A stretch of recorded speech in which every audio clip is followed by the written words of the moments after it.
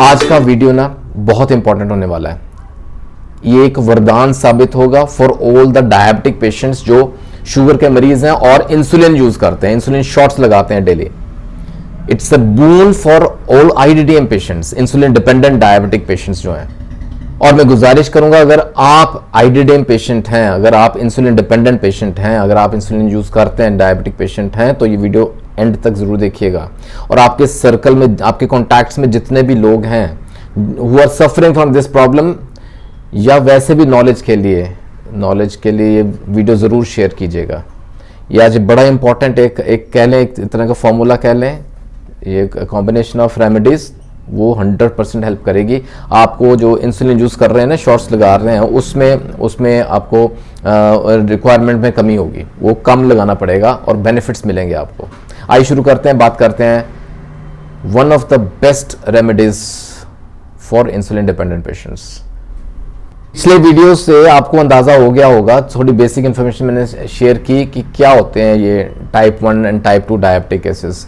Type 1 जो है, जो इंसुलिन डिपेंडेंट रहते हैं, जिन्हें बाहर से इंसुलिन लगाना पड़ता है। क्यों? क्योंकि हमारा जो पेनक्रियास है वो इंसुलिन बहुत कम बना रहा है या बना ही नहीं रहा, और इंसुलिन हमें चाहिए। वो जो हम खाना खाते हैं, कार्ब्स जो हैं वो ग्लूकोज में कन्वर्ट होते हैं, वो शुगर बढ़ाते हैं ब्लड में, तो उस शुगर को ऑर्गन्स तक पहुंचाना है ना, इंसुलिन इज रिक्वायर्ड। इंसुलिन एक बहुत इंपॉर्टेंट हार्मोन है और एक सबसे बहुत ही उम्दा कहूंगा दवा है होम्योपैथी में, which plays a very important role, एक बहुत क्रूशियल रोल अदा करती है ये in the process of sugar metabolism in the body. जो हमारे बॉडी में शुगर आता है ना डाइट से, उसके मेटाबॉलिज्म में हेल्प करती है। वो कौन सी दवा है? The name is insulinum.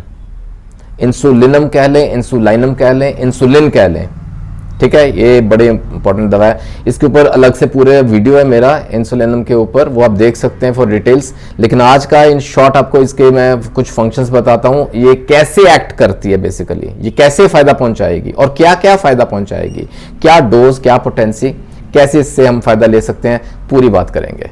इंसुलिनम करती क्या है, कैसे एक्ट करती है, इसका मोड ऑफ एक्शन क्या है, वो समझें।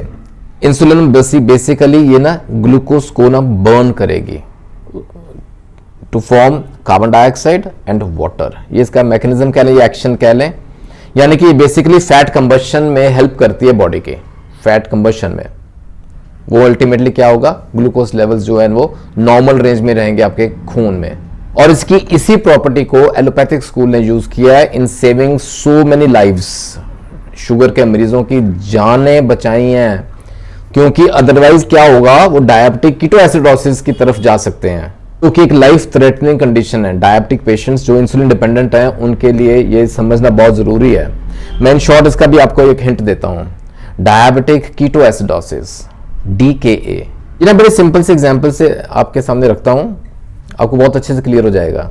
हमारी ऑर्गन्स को एनर्जी चाहिए, ग्लूकोज चाहिए, और जब हम अपना मील मिस करते हैं, जब हम अपना खाना मिस करते हैं, 1 टाइम का, 2 टाइम का, या व्हाटएवर, तो ऑर्गन्स को तो एनर्जी चाहिए, वो कहां से लेंगे? ब्रेन सिग्नल भेजता है लिवर को कि जो भी फैट्स हैं बॉडी में, उनको ब्रेक डाउन करो टू प्रोड्यूस एनर्जी। वो कैसे? वो कीटोन्स फॉर्म होते हैं। सो लिवर ब्रेक डाउन करता है फैट्स को टू फॉर्म कीटोन्स, और ये कीटोन्स हमारे मसल्स और हमारा हार्ट यूज करता है फॉर इट्स फंक्शनिंग। ये नॉर्मली ऐसा होता है।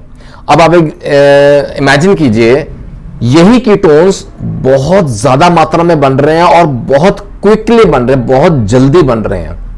इससे क्या होगा, वो उतना यूटिलाइज नहीं कर पाए ऑर्गन्स, तो ब्लड के अंदर कीटोन्स की मात्रा ज्यादा हो जाएगी। वो हमारे ब्लड को एसिडिक बना देगा, वो टॉक्सिक हो जाएगा, वो पॉइजनस हो जाएगा।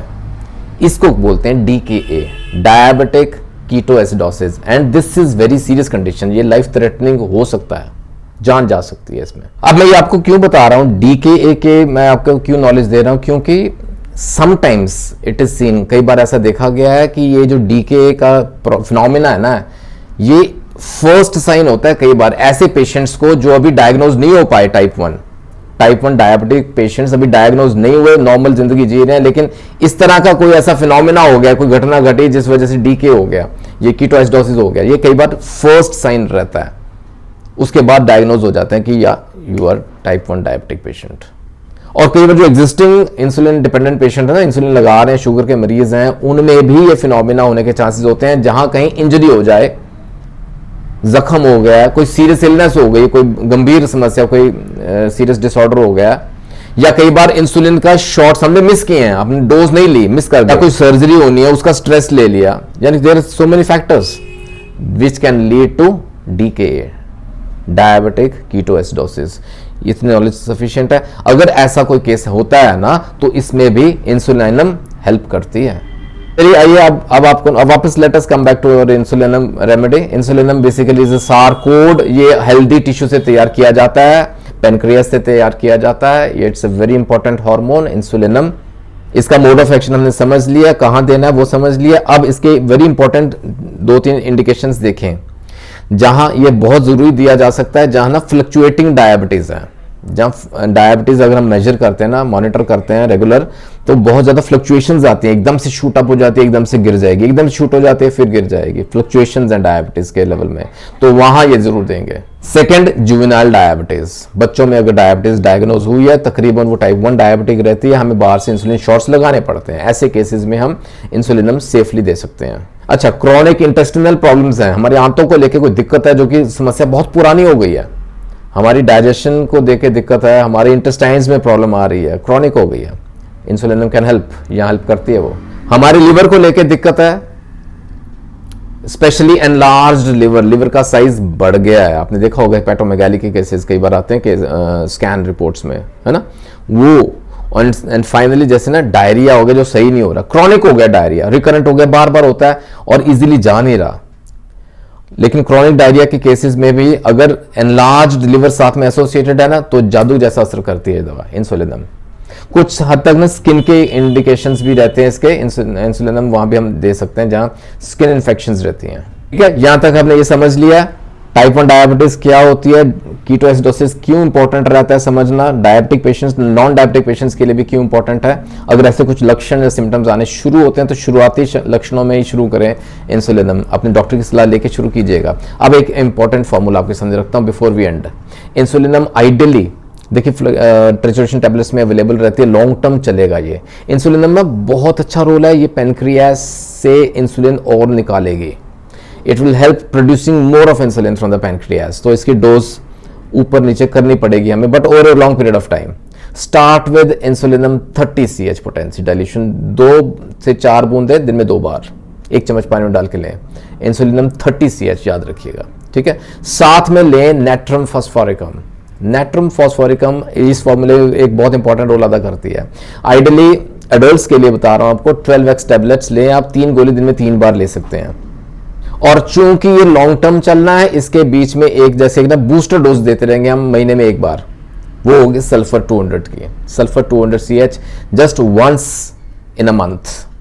इसको लगातार कीजिए 4 to 6 months up to 1 year, and इस दौरान अपना ना शुगर लेवल्स चेक करते रहें, HbA1c levels, glycosylated haemoglobin levels check करवाते रहें हर 3 से 4 महीने में। वो हमें एवरेज बताता है कि हमारा शुगर कहाँ स्टैंड होता है, ठीक है। तो आई होप आज के इस फॉर्मूले से ना जो लोग जूझ रहे हैं ना, जो हर समय हमें इंसुलिन शॉट्स लगाने पड़ते हैं, उनके लिए ये एक वाकई में वरदान साबित होना चाहिए, होगा भी। I pray for your good health and remember homoeopathy helps. जुड़े रहें गुरु नानक केयर्स के साथ for more such informational videos. जल्दी मिलेंगे अगले वीडियो में, अपना ख्याल रखिएगा जरूर। Take care, god bless.